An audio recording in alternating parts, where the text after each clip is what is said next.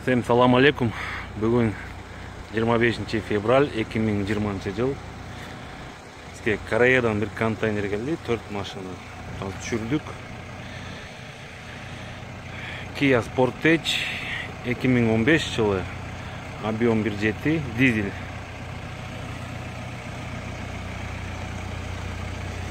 Hyundai Tucson 2015 жылы, 1.7 дизель. Toyota Camry 50 кузов, объем 2.5 бензин.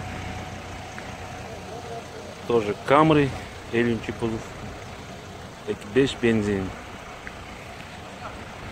Халочылар болса, дареке қайрылғыла, заказ қабыл алабыз.